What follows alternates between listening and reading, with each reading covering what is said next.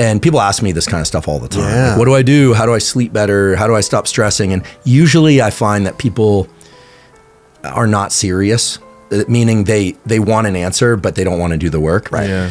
So I was like, look, it's really simple.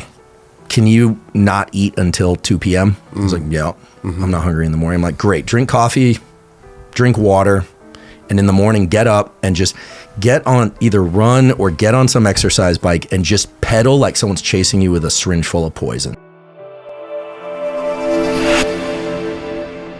When is best to do exercise and what types of exercise to do if your goal is fat loss? The topic of exercise is a kind of controversial one, not as controversial as nutrition and diet. It's a particularly interesting one because different types of exercise engage the musculature of the body and the heart and the lungs in different ways and can have vastly different effects on things like hormones and metabolism, depending on whether or not it's of high intensity, moderate intensity, or low intensity.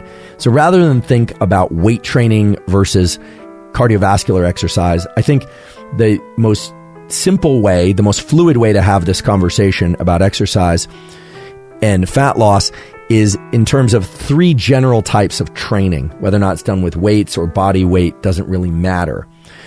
And those are high intensity interval training, something that seems to have gained a lot of popularity in recent years, so-called HIIT, H-I-I-T. So high intensity interval training, sprint interval training. So that's going to be very high intensity, or SIT, or moderate intensity continuous training, MICT. So we've got HIIT, SIT, and MICT, MICT.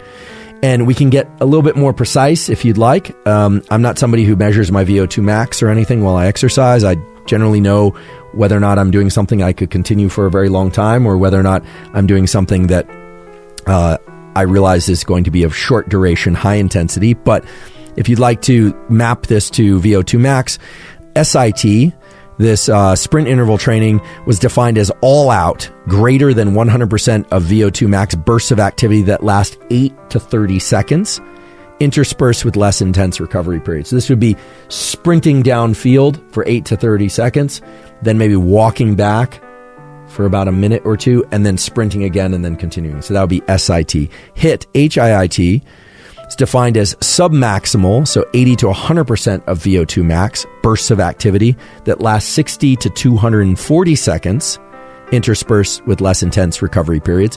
So on a standard 400 meter track, just to give us a little bit of a visual,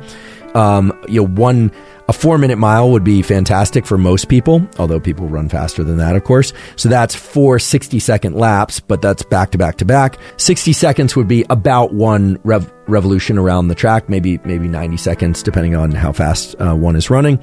So 60 to 240 seconds. MICT, okay, this moderate intensity continuous training is steady state cardio, sometimes called zone 2 cardio these days on the internet, which is performed continuously for 20 to 60 minutes at moderate intensity of 40 to 60% of VO2 max, or if you prefer heart rate, 55 to 70% of max heart rate. Okay, so we can think about high, medium, and low intensity exercise, although low intensity usually means that you could carry on a conversation, or maybe you'd have to gasp every few steps or so while trying to talk and run. That's, I think, going to be the most useful way to have this conversation that we're having now, because there's so many different forms of exercise that people do, and intensity is important.